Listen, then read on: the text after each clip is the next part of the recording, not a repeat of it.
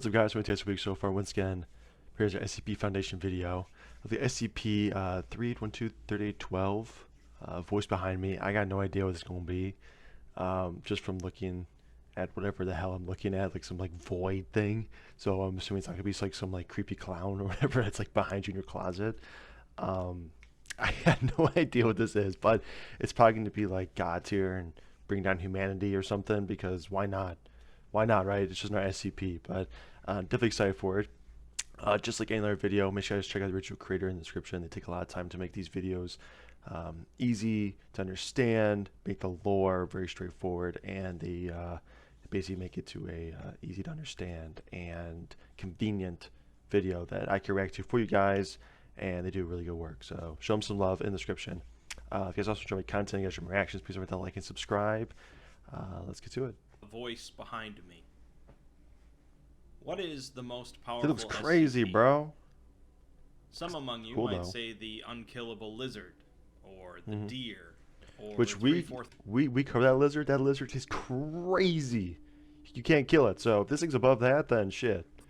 3, Has to or be, though. one of the 001s. Maybe? But the answer, as you might have figured, is SCP-3812. It is like godlike. SCP-3812 is likely the most powerful fictional entity ever written. Oh shit. And while that might sound like an incredibly Okay. lame subject for an SCP on the surface, the document for 3812 takes us on a very interesting ride. Unlike entities such as the Scarlet Damn. King, or the Deer, or the Broken God, I think we've heard any of those yet so far. 3812 is not an unfathomably old creature from the center of the universe, or the abyss, or similar beginnings, but instead was just a man. Really? 3812 was once a man named Sam Howell, raised in Louisiana, and died in 1996. After his death, the entity known as 3812 rose out of his grave and proceeded to disappear. Interesting. Unfortunately, that's all we know of its origins. It's certainly possible that this is indeed some ancient entity that was just living in this ordinary man until he died for some reason, but since 3812 only seems to be a very recent problem, it's hard to say. Alternatively, if 3812 didn't really come into existence until his death, we don't know what caused that either. Regardless, 3812 was first discovered by the Foundation 20 years ago, when its presence resulted in the destruction of an apartment building in Poland. Okay.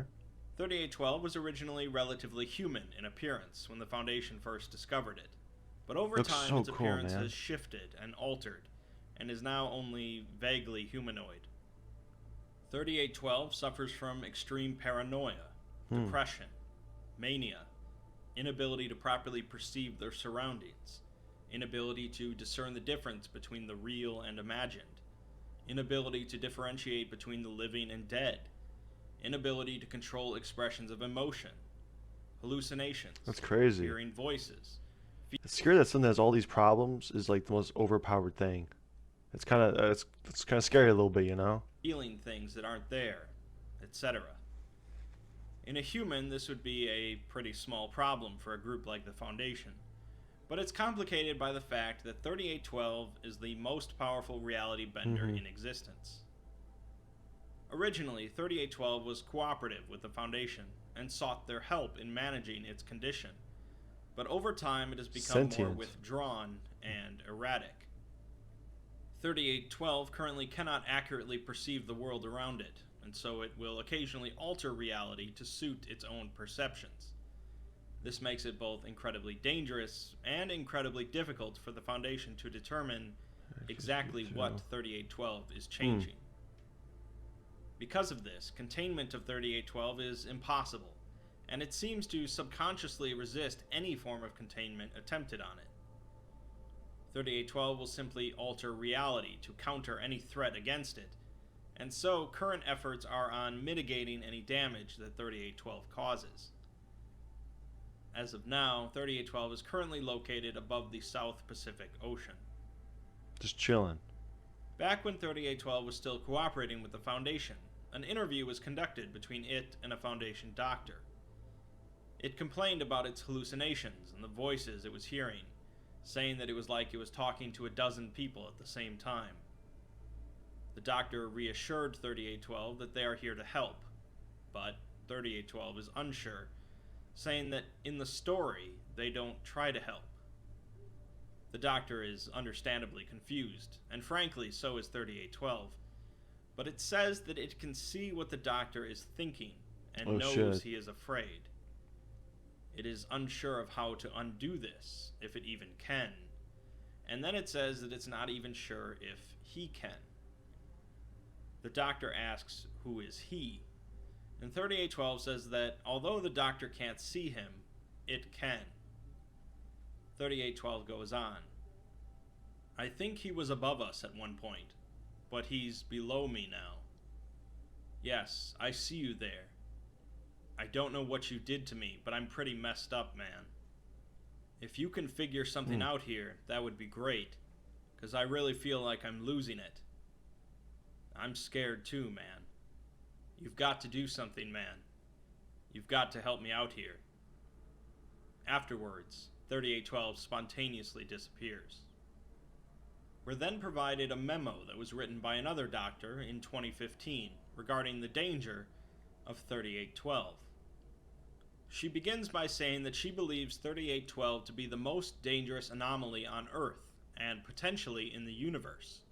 That's great. She goes on to discuss the Scranton reality anchors, designed to contain reality benders, and the development of Hume levels to assist in analyzing and studying changes in reality. Crazy looking dude. Hume levels, you might recall from SCP-3001, are the measure of reality levels in an area, with our normal level of reality being the baseline. She then says that the Foundation equipment cannot detect SCP-3812, and not because of machine or user error either. Just can't. This means one of three things.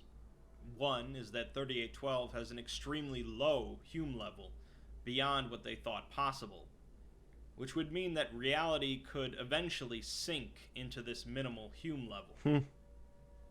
Two is the opposite, that 3812 has an extremely high Hume level, and is therefore above even the God-level reality benders measured by the Foundation. Since a reality bender of this magnitude would likely have already destroyed them, this is probably not the case.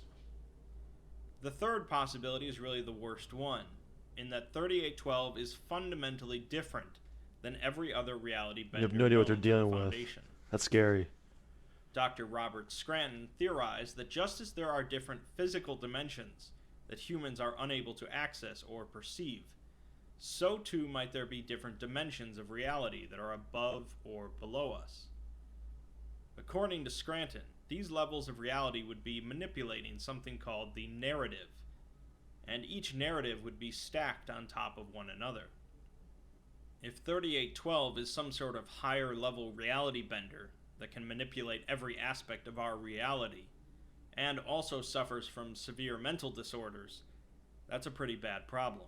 Very much so. The doctor admits, though, that it's probably better for them if 3812 is insane, since it can't comprehend its level of power. It merely acts on impulse, and alterations to reality have so far been strictly local. If it decided that it didn't like the concept of empathy, for example, it could simply remove it from our reality. What the hell? There is apparently evidence, however, that something similar had already happened, as the Foundation have found a few sparse accounts as recently as the 1980s that a concept, perhaps even an emotion, once existed but no longer does.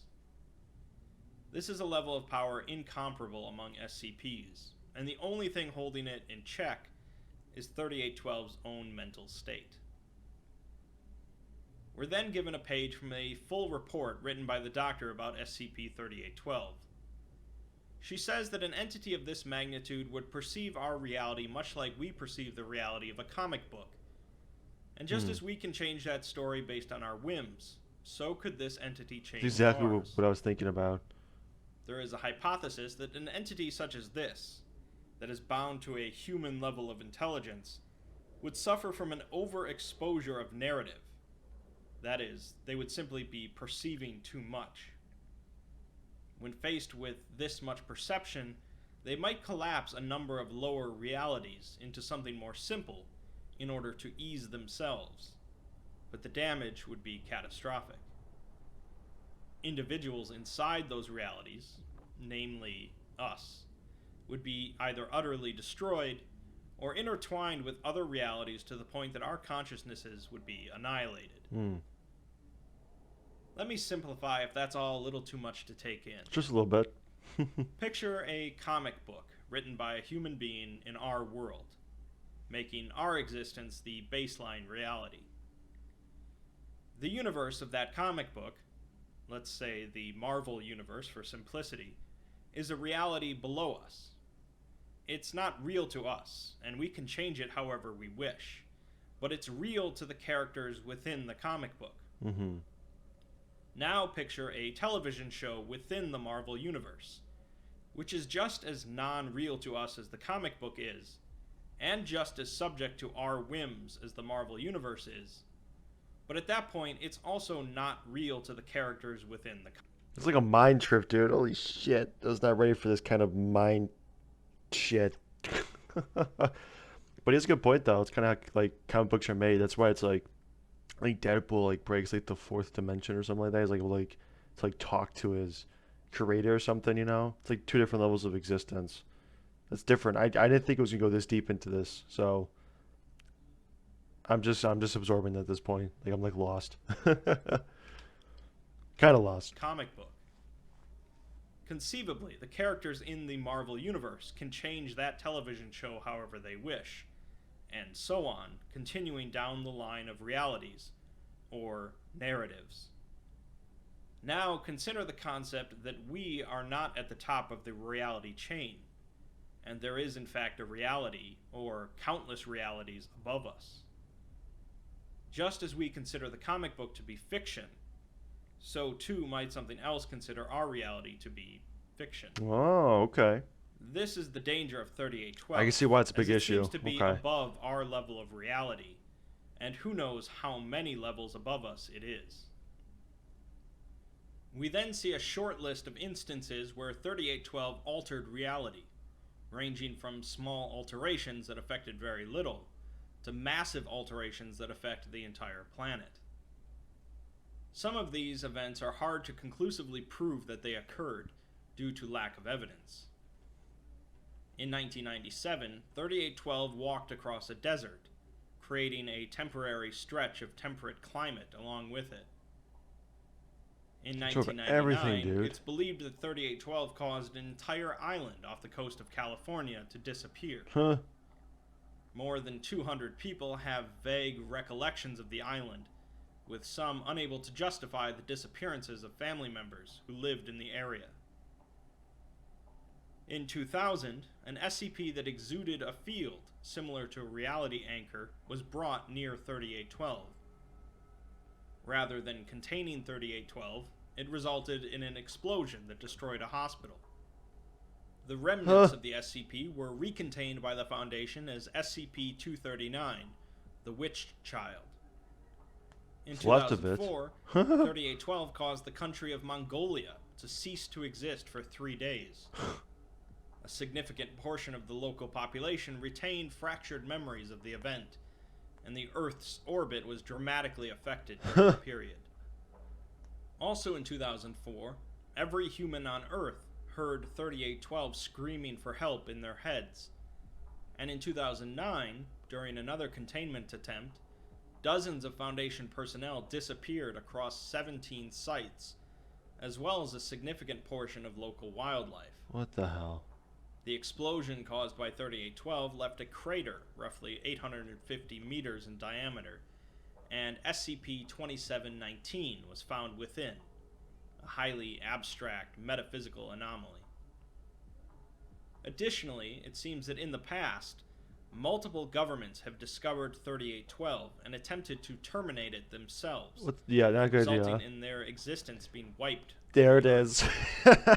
These governments include the Republic of West Korea, the Islamic Union of Eastern Samothrace, and the Kingdom of Alagada. Their removal was followed by activation of SCP-2000, Deus Ex Machina, which 3812 damaged to stop it from working.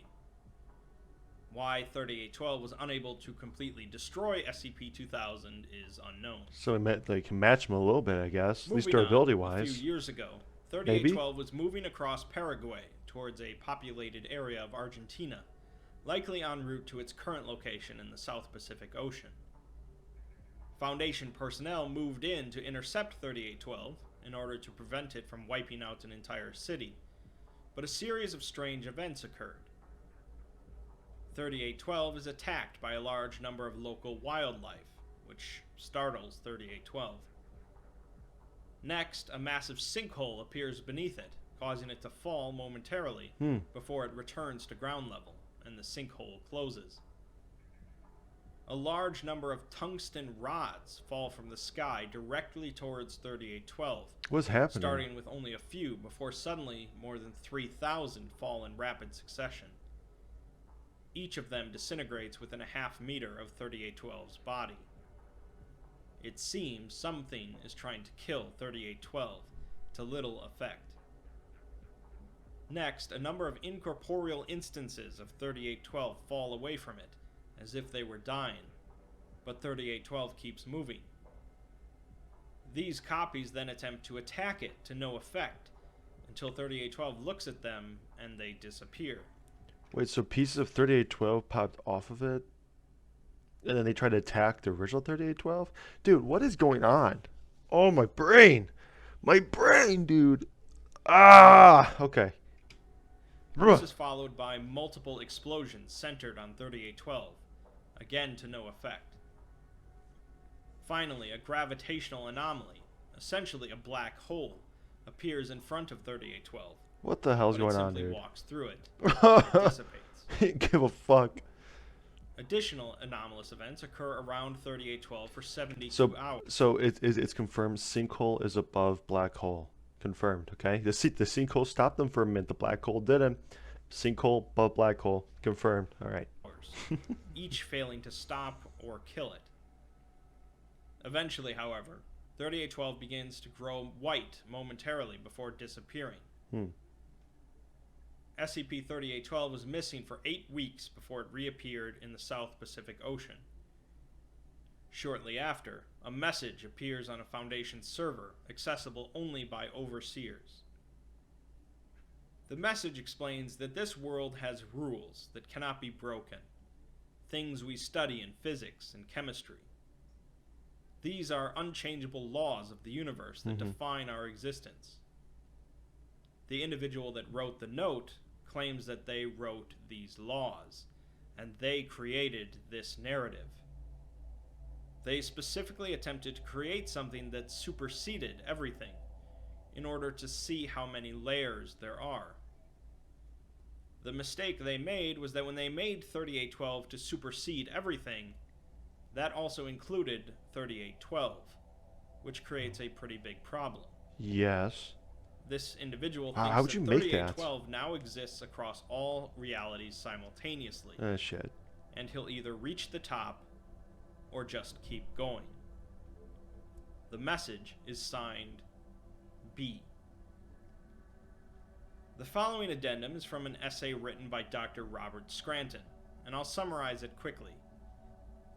Basically, Scranton discusses the concept of a god, which would be an entity with complete and utter power without limits, able to know and rewrite. Sorry about that, guys. I was invaded by a little puppy, so apologies. Let's continue. Narrative at will. This god would be so separate from our reality that they would treat it like words on a page. He goes on to discuss the concept of something above that, and ponders how far it goes, wondering who the architect of the architecture was that established this.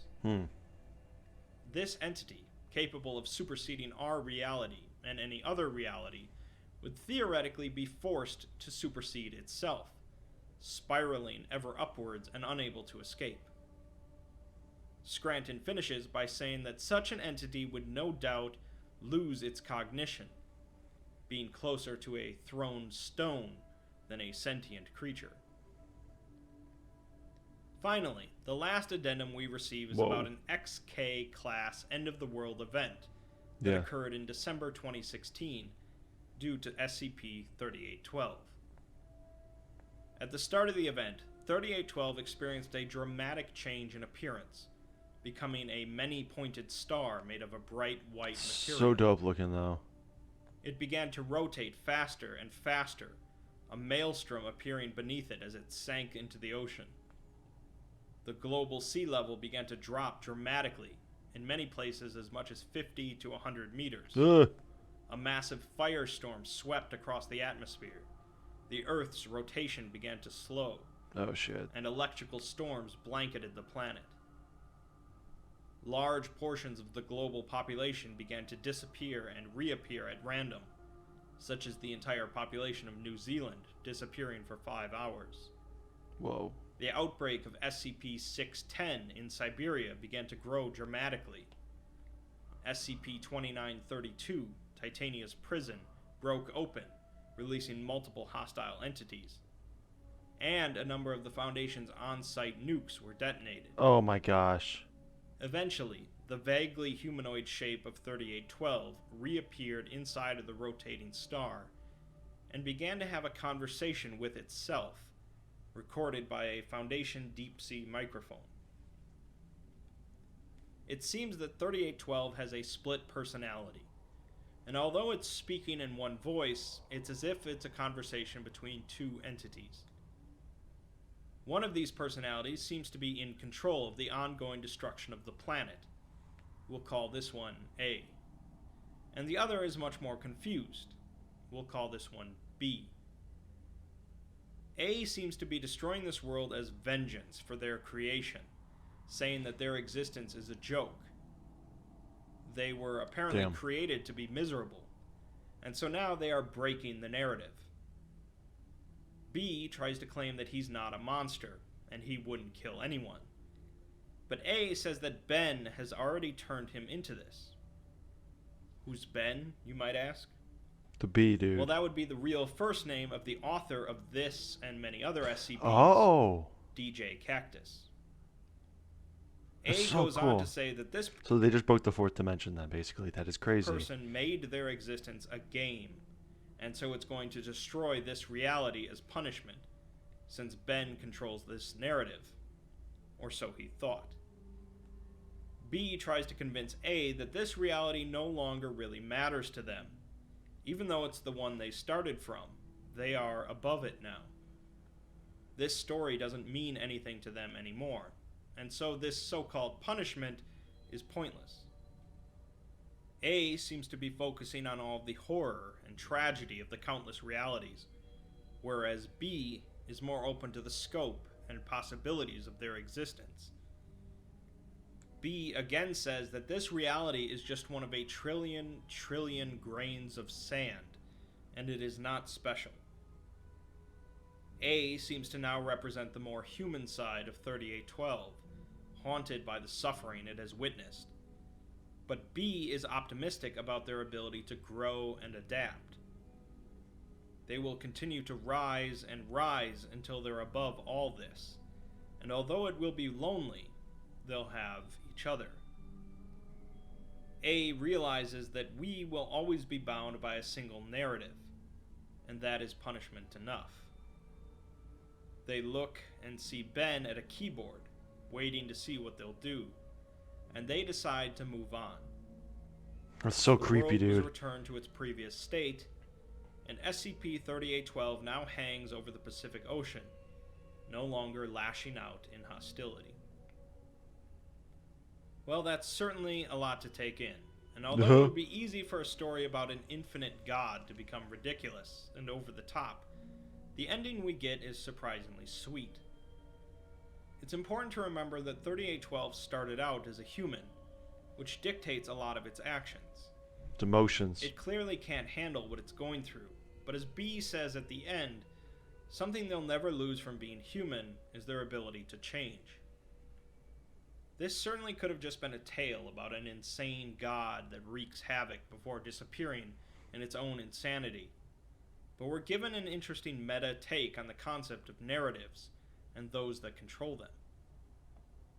3812 might not be everyone's cup of tea, It's cool but though. there's little debate that it's one of, if not the most powerful SCP in existence. That was dope.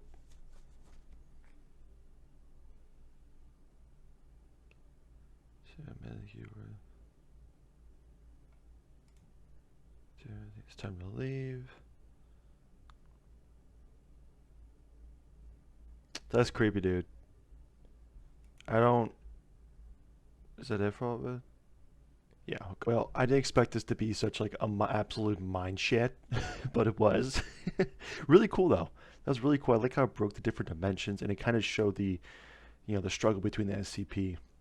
It's not just a mindless monster; it's some suffering. But I think destroying the planet isn't probably the best way to lash out. But that was really cool. That was a really, really cool SCP. I can see why people think it's one of the most powerful SCPs or beings in fiction, just because of its abilities it has and its possibilities are, well, they're limitless. They're not bound to one narrative like what was explained in the video. So that was dope.